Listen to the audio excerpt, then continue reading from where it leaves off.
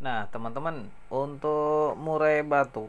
Nah, teman-teman, untuk murai batu yang volumenya tipis itu bisa kita maksimalkan ya, kita olah. Nah, itu untuk tema kali ini yang ingin kita angkat tentang murai kamu volumenya tipis.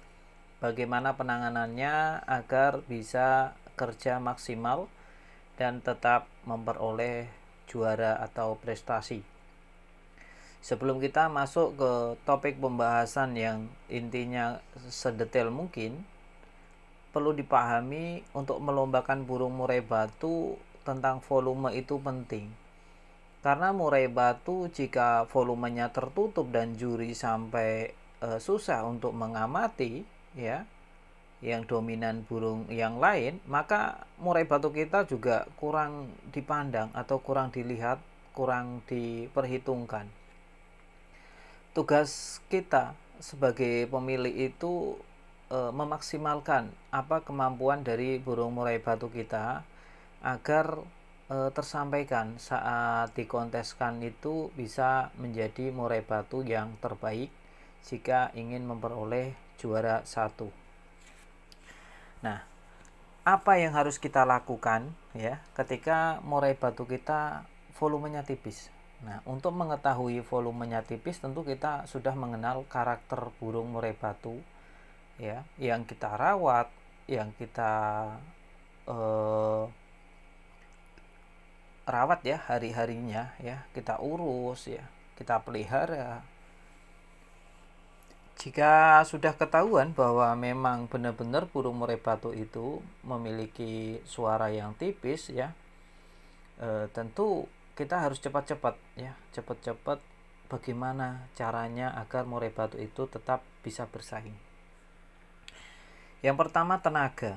Tenaga jangan sampai berkurang ya, jangan sampai teledor sebagaimana saat kita memiliki murai batu dengan volume yang melengking, yang tinggi ya, yang tembus. Ini bisa mungkin bisalah kita indahkan untuk soal tenaga sedikit. Tapi kalau kita tahu murai batu kita volumenya tipis, maka kita harus cepat-cepat gerak. Untuk soal tenaga tidak boleh diganggu gugat.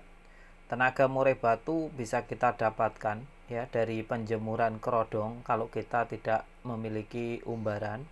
Itu dia lebih faktor juga.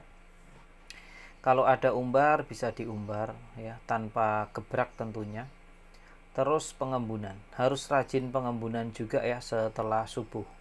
Untuk pengembunan juga harus waspada dan hati-hati. Jangan sampai kita dengan keinginan hati, niat baik, ingin membuat burung murai batu kita jauh lebih baik, tapi kita meninggalkan larangan-larangan saat pengembunan. Lihat konten saya, sudah ada ya tentang metode pengembunan. Itu dari tenaga. Terus masteran. Pemasteran juga sangat penting untuk murai batu yang suaranya tipis. Teman-teman bisa memasteri 1 bulan hanya 2 burung saja dengan burung kecil-kecil saja.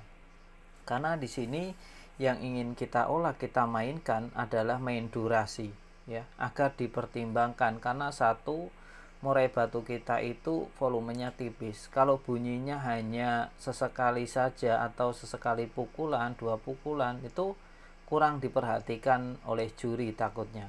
Tapi kalau kita mainnya durasi, karena untuk murai batu dengan burung kecil itu lebih mudah ya untuk ditirukan oleh burung murai batu kita.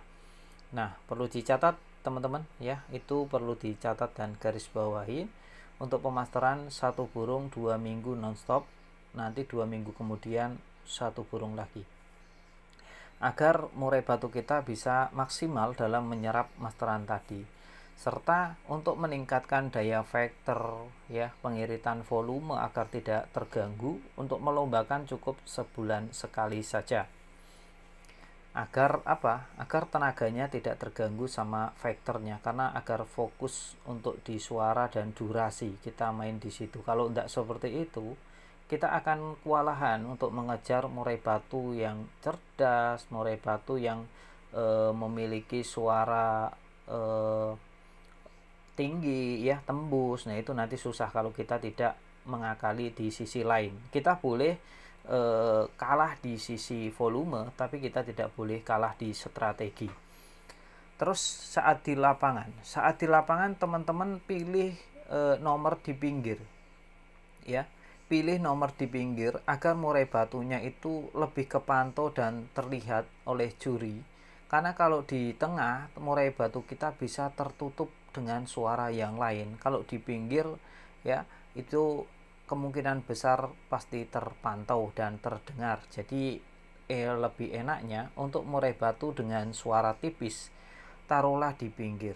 Nah, perlu dicatat juga teman-teman, dalam pemberian tenaga, terus pengondisian burung dalam 1 bulan, terus pemasteran yang burung kecil, serta nomor penggantangan di pinggir. Nah, ini adalah strategi yang kita kelola agar murai batu kita bisa berprestasi.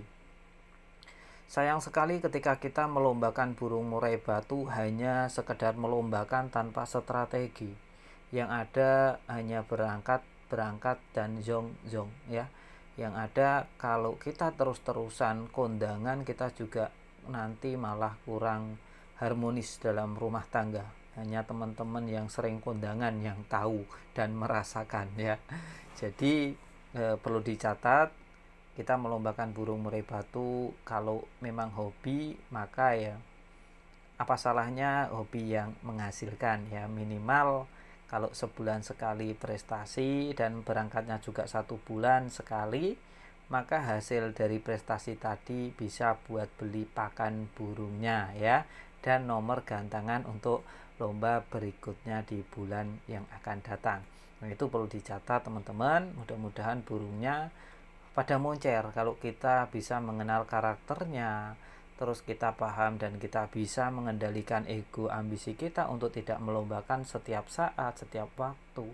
Karena pada dasarnya murai batu adalah hewan yang butuh istirahat, butuh pengondisian, butuh recovery juga, ya.